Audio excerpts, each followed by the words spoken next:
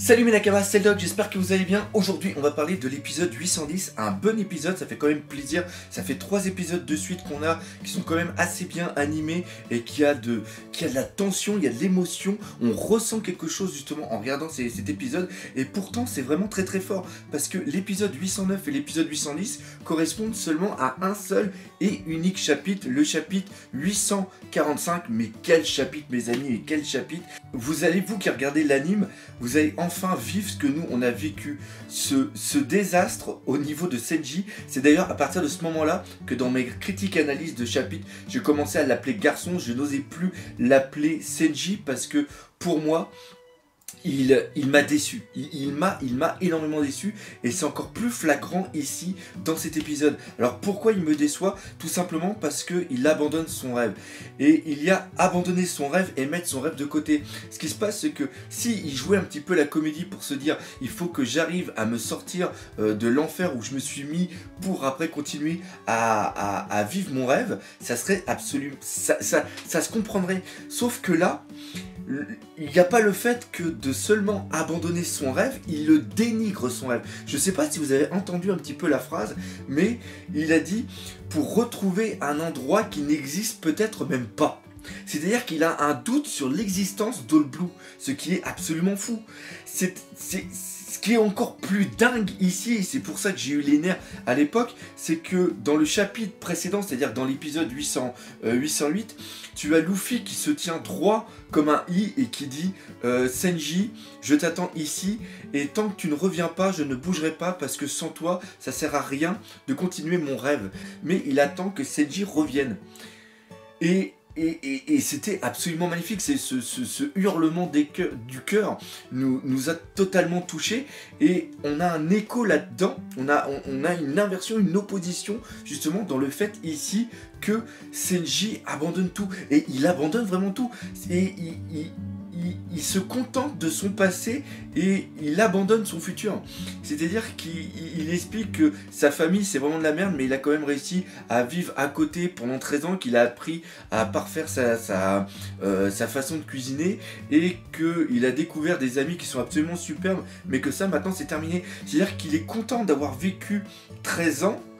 Et là maintenant, tant pis. Il est heureux parce que là il se sent totalement condamné, il a perdu tout espoir. Et le seul réconfort qu'il a, c'est à travers Pudding. Pudding est pour lui sa bouée de sauvetage, son îlot dans la tempête. D'ailleurs on va y reparler un petit peu justement de cette tempête qui fait rage à l'extérieur. Et les larmes de Pudding viennent pas le réconforter, mais viennent le sauver. C'est-à-dire que maintenant le seul but qu'il va avoir, c'est de rendre heureux Pudding pour ne plus qu'elle pleure. Par exemple Pudding, on a de l'empathie pour elle. Elle est vraiment, oui, elle est vraiment cet îlot dans la tempête, et c'est peut-être à travers elle que va être le salut de Sanji. Elle recule, elle explique bien que maintenant le mariage doit être fait, donc elle va essayer de lui apporter le plus de réconfort possible, mais au fond d'elle, elle est peut-être au courant que c'est vivre avec ses amis qui est normalement le plus important. Donc si elle aime Senji, elle va peut-être tout faire pour que Senji puisse s'en sortir et puisse partir. Parce qu'encore une fois, si le mariage n'a pas lieu, le Senji n'a plus aucune raison de rester. C'est ça qui est vraiment important dans cette histoire, dans cette narration, dans cette mise en place de l'aventure. Senji est seulement ici que pour le mariage. Donc imaginons que si Pudding comme Lola décide de partir, eh bien le mariage n'est plus nécessaire. Alors maintenant il faut quand même trouver le système pour les menottes, et peut-être même, ce qui serait complètement fou, ça serait que Senji puisse partir par rapport au sacrifice qui est entre guillemets de Pudding, et l'amener avec lui et les Mugiwara. Ça serait quand même assez excellent. C'est pareil, la famille Vinsmoke n'a seulement besoin de Senji que pour cette alliance avec Big Mom.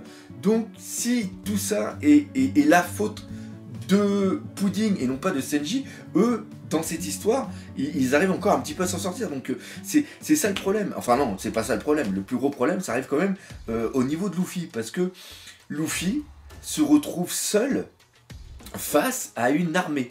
Et d'ailleurs, encore une fois, l'armée qui a été dessiné dans cet épisode est vraiment magnifique. On ressent ce façon dont les pièces d'échiquier sont absolument innombrables, même s'il y a une redondance, c'est-à-dire s'il y a plusieurs passages identiques qui ont été utilisés 2 ou 3 fois, ça a été bien dessiné. Même c'est un moment quand tu as un travelling où tu vois toutes les pièces qui sont comme ça, et même la famille, quand tu vois les sortes de frères qui sont hyper balèzes, qui envoient des coups de poing, l'autre qui transforme avec de la crème et que la crème prend même feu, je sais même pas pourquoi la crème prend feu, mais tu sens aussi que Luffy il est à plat, tu sens qu'il a plus la patate, il est quand même, il fonctionne que avec son qu'avec le fond de ses tripes, le fond d'énergie qu'il a, la détermination qu'il a au niveau de son mental, le travail aussi au niveau de Nami qui est en totale opposition par rapport à Senji. Senji, lui, il a abandonné, mais elle, Nami, elle n'abandonne pas, elle part pas se cacher,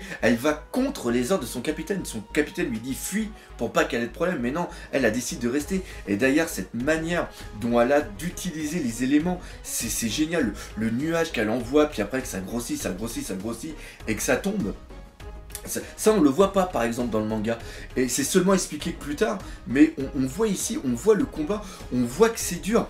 D'ailleurs on se pose la question pourquoi Luffy n'utilise pas le haki des rois, parce qu'en utilisant le haki des rois, ça lui permettrait au moins de toutes les pièces d'échiquier, de toutes les enlever, parce que quand tu vois qu'il y a des pièces d'échiquier qui arrivent à le prendre par l'arrière et qui arrivent à le neutraliser, c'est quand même assez difficile à comprendre. Tiens d'ailleurs, parlons des pièces d'échiquier, on remarque que c'est des choses qui ont été créées et que Big Mom a mis à l'intérieur une partie d'âme, c'est-à-dire que ce ne sont pas des soldats de base humains qui se sont habillés en échiquier pour faire plaisir à Big Mom. Ça reprend un petit peu justement Alice au pays des merveilles et justement la partie d'échecs qu'il y a, mais ce qui est vraiment génial, c'est de voir que les pièces d'échiquier sont aussi des Umis, et donc la carte que possède Nami a encore une fois tout son intérêt. On comprend pourquoi Nami arrive à s'en sortir et pourquoi elle n'est pas attaquée. Encore une fois, là, il y a une intelligence de la part d'Ichiro Oda de mettre ça en place. Et quand tu vois tous les autres, les autres fils, comment ils attaquent Luffy, comment il essaye, c'est un petit peu mou quand il fait justement son Elephant Token contre les autres. On voit aussi qu'il y a des éclairs, et les éclairs normalement sont censés symboliser normalement tel qu'on avait avant le haki des rois, mais là c'est des éclairs un petit peu différents, donc c'est surtout la confrontation entre les haki, et tu le vois complètement se faire rétamer, alors que normalement en un claquement de doigts il doit tous les niquer quoi. C'est vraiment un très très bon épisode, et encore une fois au niveau de l'animation, au niveau de la façon dont c'est mis en scène, la personne qui a fait le storyboard et l'épisode directeur, le mec a fait vraiment un très très bon taf, parce que même les fils sont très bien dessinés. Mondor, que je n'aimais pas trop dans le manga, je trouve qu'il est quand même assez bien dessiné ici, et on voit encore que c'est lui qui est là un petit peu pour diriger tout le monde, pour envoyer les attaques, pour donner les ordres. Non, franchement c'est magnifique, et cette pluie qui tombe, ah là là là là, non là j'en parle vraiment avec ça, j'ai pris énormément de plaisir à regarder plusieurs fois l'épisode. Le coup des Gatling, en plus ça reprend aussi, bon là j'ai pas le temps de le faire, j'ai pas le temps de faire un AVM, un anime versus manga, mais t'as les passages qui reprennent vraiment le manga, c'est-à-dire qu'on pourrait faire encore des belles transpositions, c'est absolument magnifique, et ce qui va arriver dans le prochain épisode, ça va être encore très très beau, même on le voit là au niveau du teaser, l'animation est vraiment très très bien faite, et la chose que j'ai vraiment adoré dans cet épisode, et qui était déjà très bien retranscrit dans le manga, mais là c'était encore plus, c'est la différence d'atmosphère qu'il y a entre Senji et Pudding et Luffy et Nami. C'est-à-dire qu'on a quelqu'un qui s'est complètement laissé aller, et on voit que la chambre symbolise un petit peu le calme, symbolise le renoncement de la personne envers son rêve, parce que là il laisse seulement le destin l'emmener, contrairement à ce qui se passe avec Nami et Luffy, qui sont là sous l'orage, qui sont en train de combattre, qui vont aller au-delà du destin, qui vont maîtriser, qui vont amener, qui vont diriger, voilà, leur vie par eux-mêmes. C'est totalement beau, et normalement l'écho qu'il y a entre les deux, les coups de tonnerre qui tombent pendant que Sanji est en train de prendre dans ses bras Pudding, c'est toute la colère qu'il y a dehors, c'est tout aussi le désespoir qu'est en train de subir Luffy, et je trouve que c'est dommage parce que si Senji au fond de lui avait toujours eu cette colère bouillonnante, on aurait eu un très très bel effet, c'est-à-dire qu'on aurait eu quelque chose sur 3 plans, c'est-à-dire que le plan de fond c'est totalement l'orage avec cette colère, comme j'ai dit, ce désespoir, ce combat qu'il y a au loin. Après tu as au second plan le calme de la chambre, et après au premier plan tu aurais peut-être pu avoir à travers le visage de Senji la colère qu'il a à l'intérieur de son capitaine qui est en train de combattre, et de lui ici qui n'arrive pas à trouver de solution et qui veut par tous les moyens essayer de s'enfuir. Ça aurait été très très beau, mais tu l'as pas. Et en plus, ce qui est encore plus beau au niveau de la symbolique, c'est le fait qu'il ait enlevé son masque, et donc tout ce qu'il dit en ce moment, c'est vrai. C'est la vérité vraie, il a enlevé son masque, c'est ce qu'il est réellement, et le désespoir qu'il parle, c'est vraiment le désespoir qu'il a au fond de lui. C'est beau au niveau de la symbolique, c'est absolument magnifique. Alors oui, on a énormément de regrets, on veut toujours retrouver le Senji, comme on a vu, qui latte la bouche de ses frères, qui va défendre l'orpheline, qui va défendre, comment elle s'appelait, Cosette, qui va se rebeller contre son père, qui va essayer de tout mettre en place pour partir. Et pourtant on y a cru, parce que quand tu vois à la fin de l'épisode 801 où il se met la tête comme ça et il pleure, au fond de lui, tu peux comprendre que c'est des larmes de tristesse, mais ça peut être aussi des larmes de colère, de se dire non, il faut que je réagisse, il faut que je fasse quelque chose. Et là, malheureusement, tu l'as pas. Tu l'as pas. Et c'est dommage. C'est franchement dommage.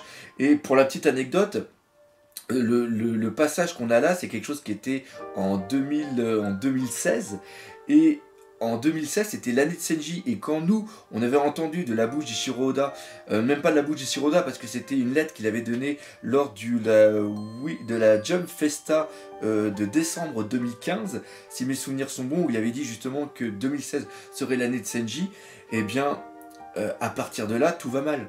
C'est-à-dire que le Senji qu'on a aimé, le Senji qu'on veut revoir, le Senji qu'on n'avait pas vu pendant au moins 2 ans à cause de Dressrosa, a totalement été massacré par Ichiro Oda. En plus, c'est un très bon choix, hein, c'est un très très bon choix, c'est très couillu de la part d'Ichiro Oda d'avoir fait ça. C'est-à-dire que à partir de ce chapitre-là, et à partir de cet épisode-là, j'ai commencé à développer une haine pour Senji. J'ai la haine envers ce mec. Totalement. Et pourtant, c'est un mec qu'on adore et c'est un mec qu'on identifie quand même assez.